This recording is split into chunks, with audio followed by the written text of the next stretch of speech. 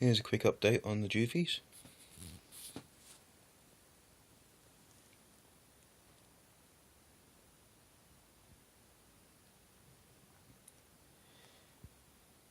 Anubis has gained a lot of bulk. Gonna wait another week before I feed him, or her.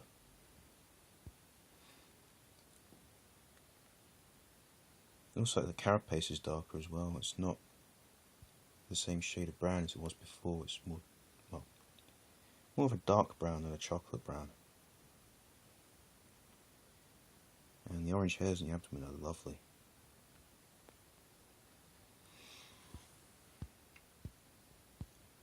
And there's Aries, as he's now called. He made himself quite a home, actually.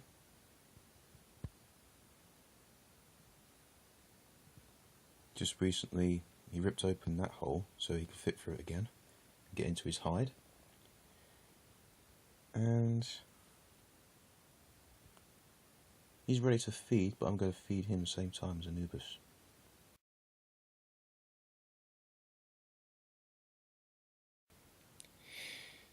Okay, the actual point of this video.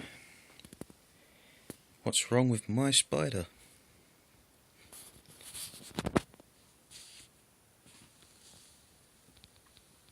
Oh. Mina's your average geniculata, in the sense that she'll attack anything that moves. Or at least she was. Now it's a case of, if I give her any food, she will run away. If I get her attention, she'll move away. And a lot of times she will just go into her hide, which in itself is unusual because she never used to use it.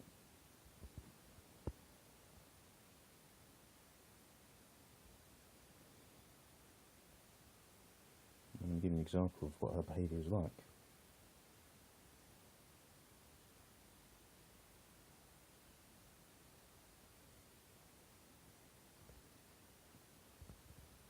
That's not typical geniculata behaviour now, is it? My concern is that she's actually refused food for nearly 2.5 months. Now, you might think that she's overweight, but she's really not. I mean, believe me, there's been times in her life where her abdomen's been a lot bigger than that compared to her body, and she's eaten normally.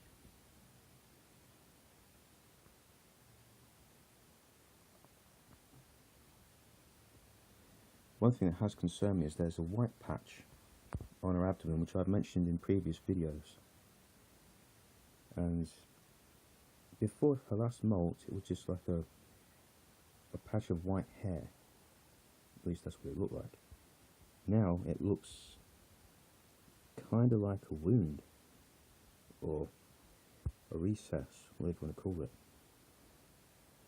There's no actual injury visible. It's almost as if there's like a couple of layers of skin missing, but there's no blood or anything. You can just about see that spot on her abdomen.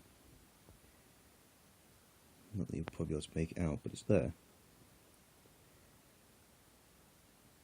I'll be including photos in this because I've already taken some, which I've actually asked people to look at in the past.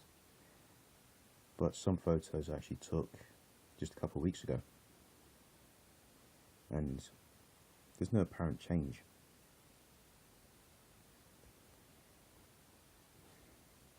I honestly do not know what's going on with her.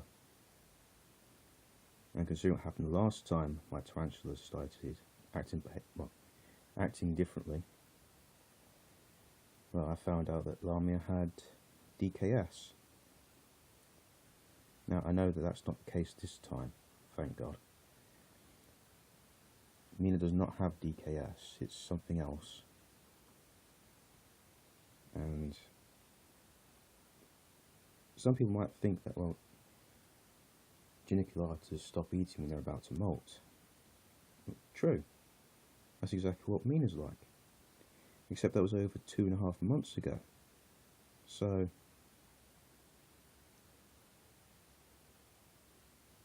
I mean, how long does pre-molt last for a geniculator? Because I've never known it to last more than 2 weeks. And it's been a good deal longer. I've examined her, there's no signs of parasites on her body or in her mouth. There's nothing inside her home that shouldn't be there. The only thing I am actually kind of curious about is where the moisture's come from.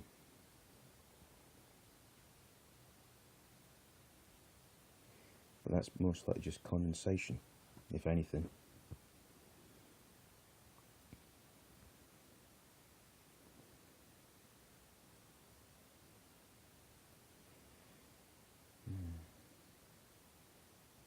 She's a cute little girl. Just wish I knew what was wrong with her. She could be in pre-molt. I have no idea. Because she doesn't kick hairs. There's absolutely no sign of a bald patch anywhere on her abdomen.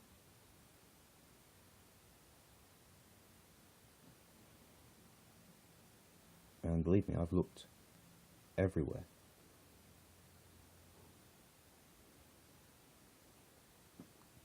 It's one of the perks of having a lid like this. And you just put her in it and look underneath it.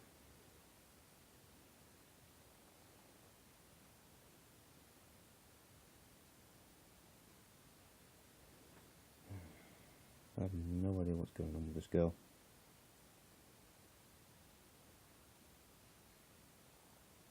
See?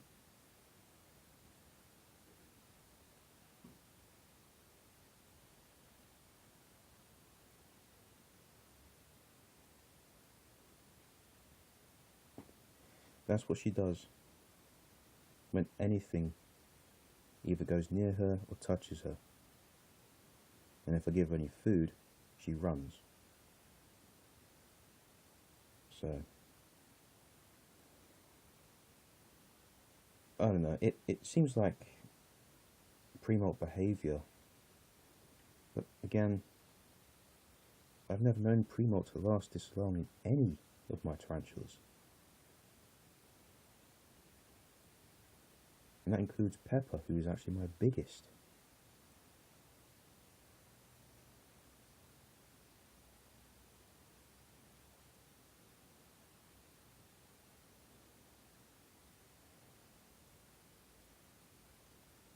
Like Marilyn said, all I can do is just keep offering her food, keep her hydrated, and just see what happens. Hopefully she'll snap out of it, molt, and then be back to normal. But for the time being, I don't know.